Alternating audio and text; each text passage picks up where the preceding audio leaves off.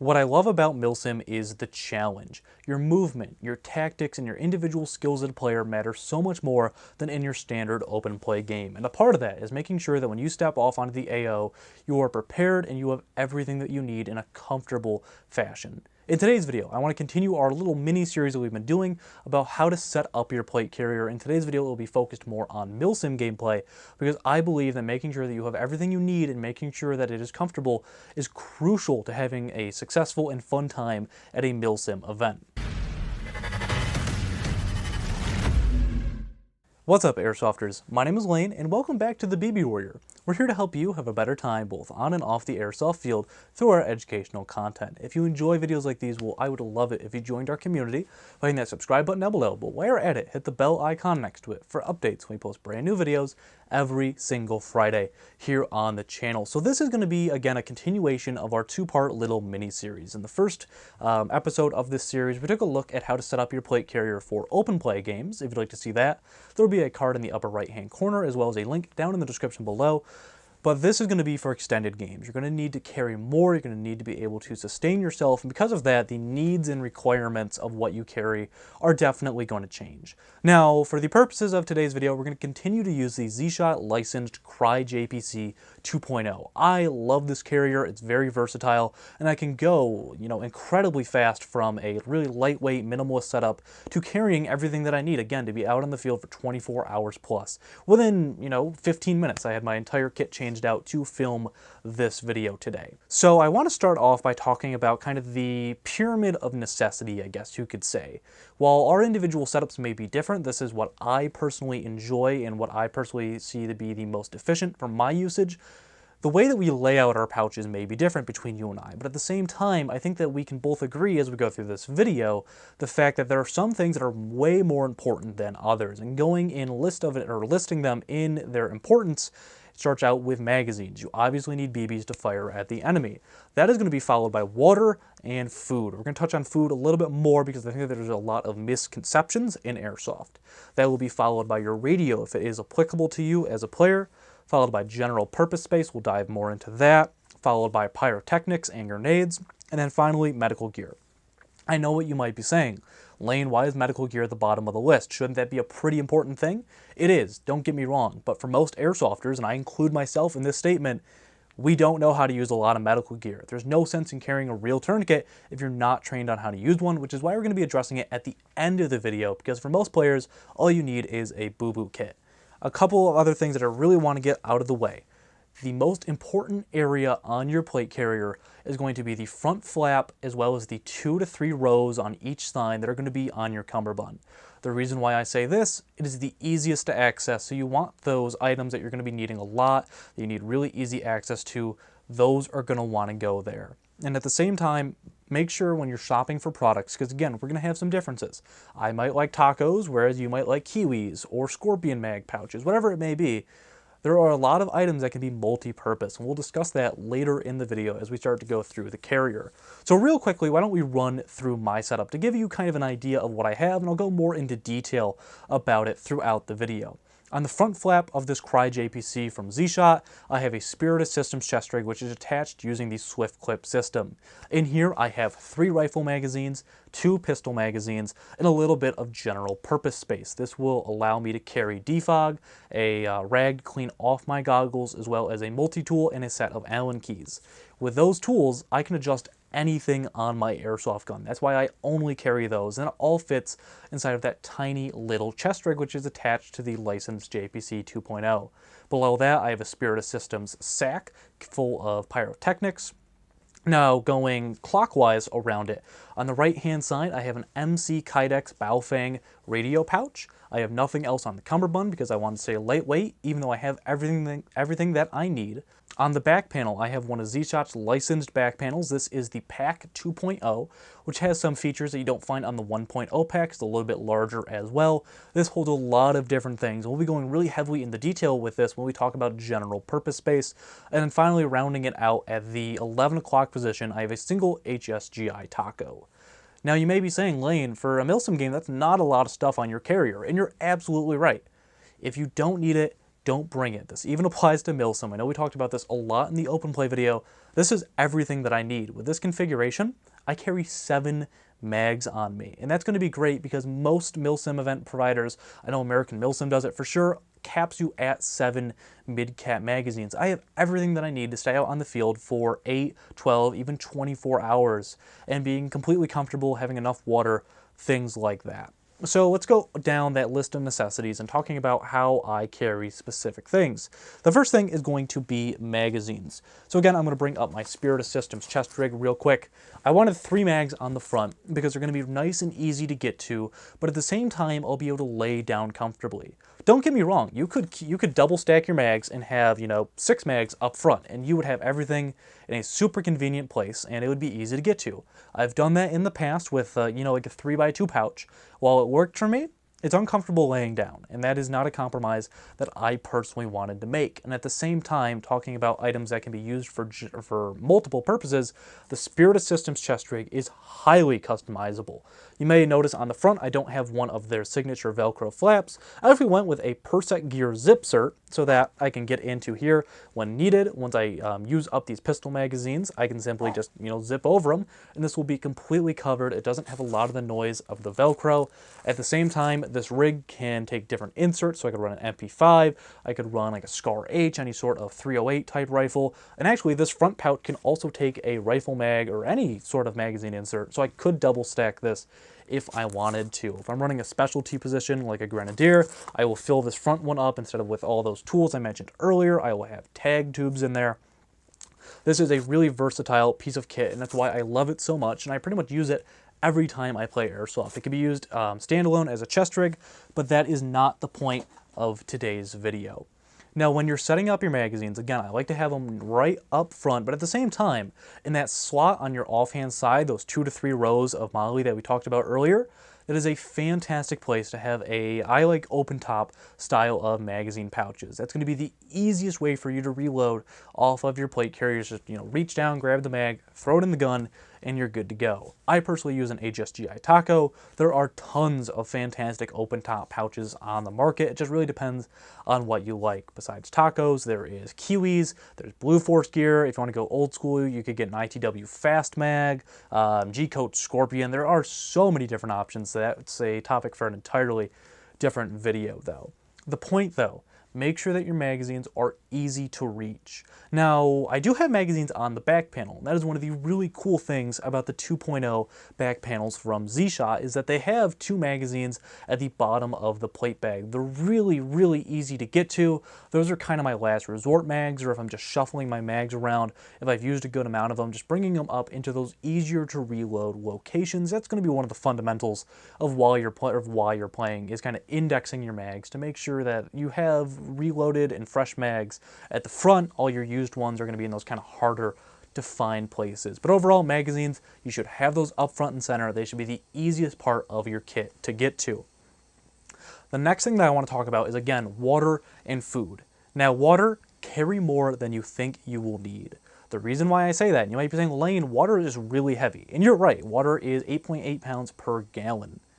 That weight, or that material, all that water will be worth its weight in gold, because dehydration really sucks if you've ever been through it before, and you want to make sure that you have enough water to sustain yourself on the field. Now, for most people, actually, I've never seen anyone do anything different, the water is going to go on your back panel, and a lot of people will get a simple hydration pouch. They'll throw it into a tiny little assault pack, something like that. I really like the zip-on panel, again, not because it can hold magazines, but it holds those magazines. It holds my 3-liter bladder of water, and I've got plenty of space left over in it. We'll be talking about that more once we get into general purpose. But for water, again, make sure you have more than what you need. Now, as for food, I see a lot of people that bring MREs to airsoft games, and to me, that is kind of a bad idea, because if you've ever actually made an MRE, you know that they take like 20 minutes to cook. That's a lot of time that you're wasting for an event that you paid a lot of money to go to. Whereas you could get your energy from things like beef jerky, Cliff Bars, Quest Bars. When I go to airsoft games, I like to snack. Now, don't get me wrong, if you're at a Milsim West game, if you're going to be out there for a really long amount of time, it makes sense to bring an MRE. But my general rule of thumb, if I'm at an airsoft game, even a Milsim op that I can go back to my car, there's no point in bringing an MRE. So Pack light with your food, make sure that you have plenty of water. Moving down the list to radios, and you may have noticed that I said if applicable. Some Milsim games don't want you to carry a radio. That's because if you're at a 1,000-player game and everyone's trying to use their radio, trying to talk, it's going to be a hot micing mess. If you're at an event that allows you to use a radio, keep it somewhere that's easy to find. For me, this location is going to be in one of two places, but it's always going to be on the side of the plate bag. It just depends on how I want to do it. Now with a pouch like this one from MC Kydex, it's nice because it's right out in the open. The Kydex is going to protect the radio, and at the same time, what I really like about this pouch specifically is that it makes sure that you don't hit any keys. You can leave it completely unlocked. Now this is a great spot, however it takes up MOLLE space. If you want to use something that doesn't, they make, a lot of companies make these. They make pouches which will sit between the plate bag and the cummerbund, and then the radio will rest in there. Now most of these are going to be designed for like the PRC 148, larger Motorola radio, so it's going to be they're going to fall in there pretty well. Most Baofangs will have a little more than an inch that sticks out. These ones in particular are the Spiritus Systems expander wings. A lot of companies make these besides Spiritus. There is Faro Concepts, Cry Precision. I think they're the kind of people who innovated this with the JPC actually. So that gives you an option where you don't have to waste MOLLE real estate, but at the same time, that can get a little uncomfortable, especially if you do run one of those larger radios like the PRC 148 replicas that are out there. It can get a little uncomfortable. It can be hard to get to your radio, but it's, it clears up space. If you need that space for something more important, it can be great. Those pouches can be reused for a single M4 mag. You can put a bottle of water in there. That shouldn't be your primary hydration source, but you know that because we talked about that already.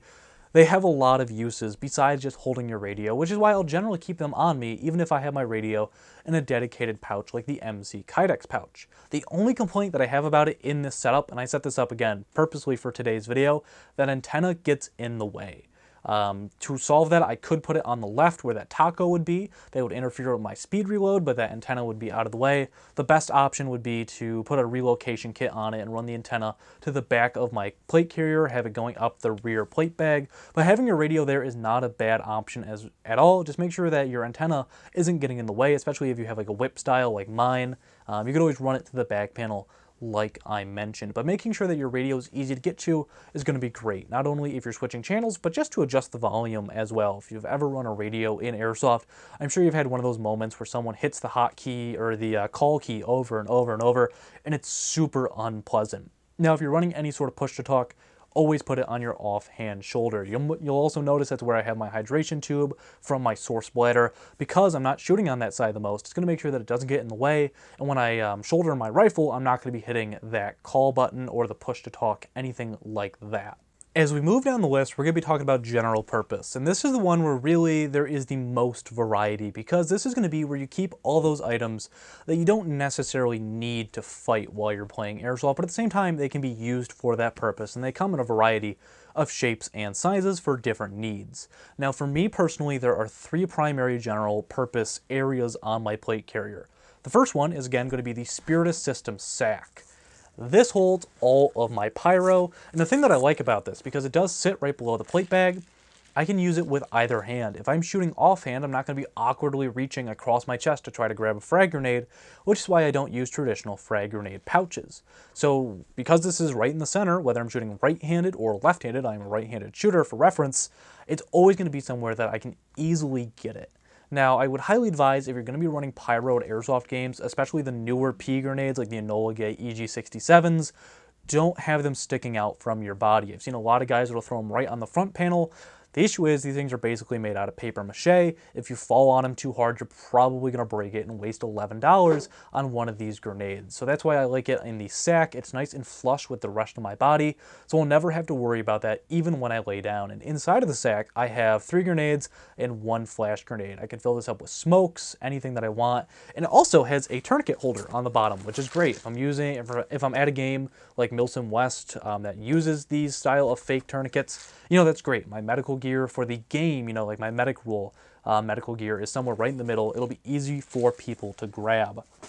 But general purpose pouches can also be very, very specific.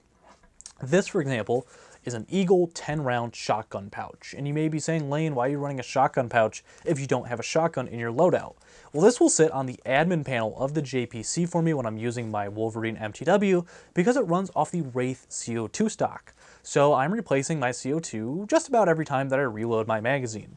I need those CO2 cartridges to be somewhere that are nice and easy to get to, so having this right in the center of my chest is fantastic. I can hold 10 CO2s in here, which will last me 10 magazines. It's going to last forever in most Milsim games. And I like that it's convenient, it's right there, and it actually, despite its profile, doesn't get in the way of me pulling out magazines out of the Spirit of Systems chest rig. I think it might if I was using something a little bit lower profile, like the Blue Force gear, like we did for the open play video, but I love this pouch, and it's a necessity for me as a Wraith CO2 stock user.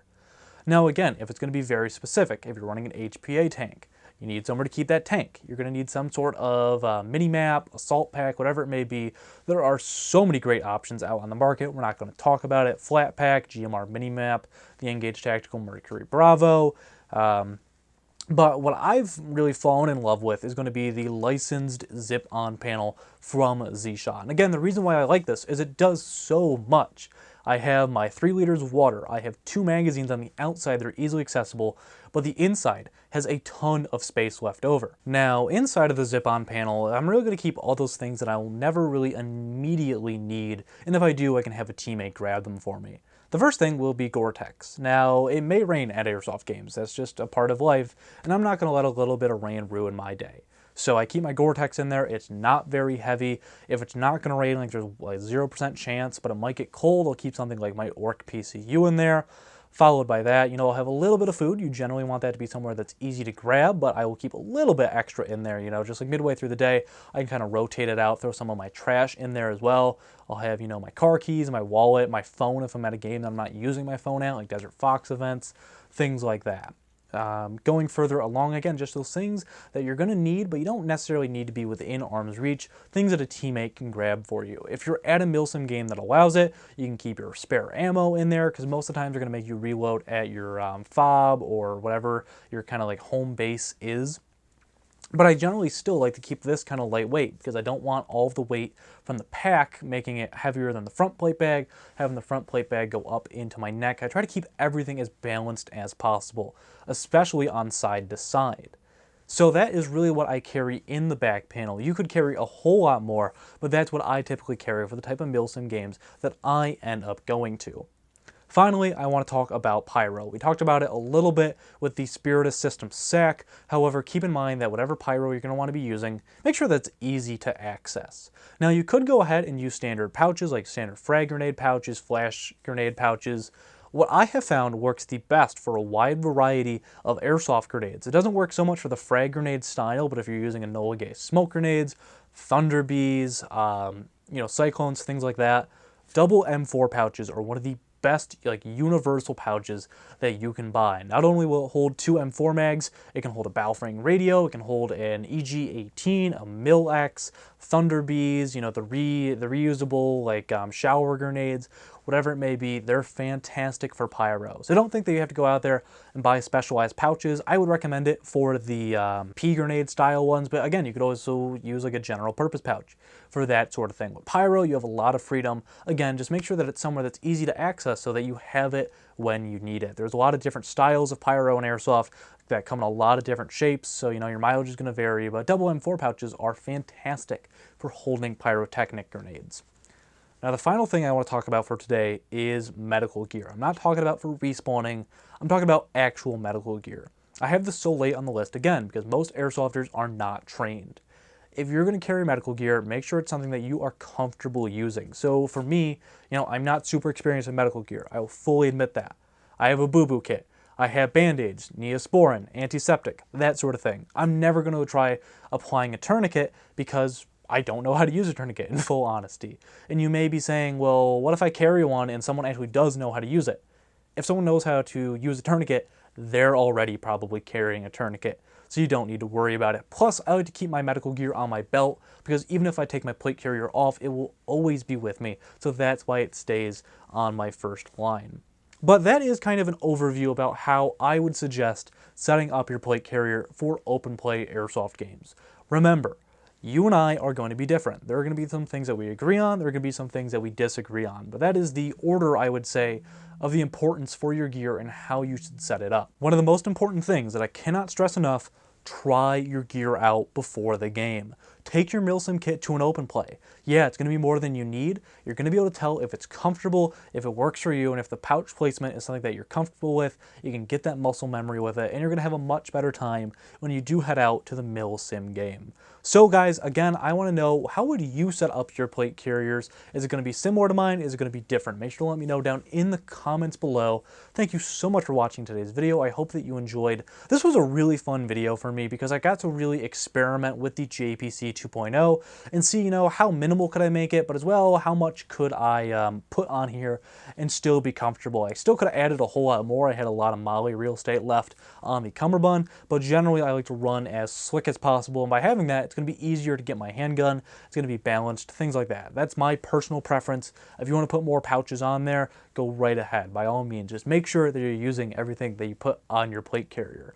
If you enjoyed today's video, I would love to know it. Make sure to let me know down in those comments below. If this was your first time here, hit that subscribe button down below to get updated when I post brand new videos every single Friday. But this has been Lane from the BB Warrior discussing how you can set up your plate carrier, and I will see you all next time.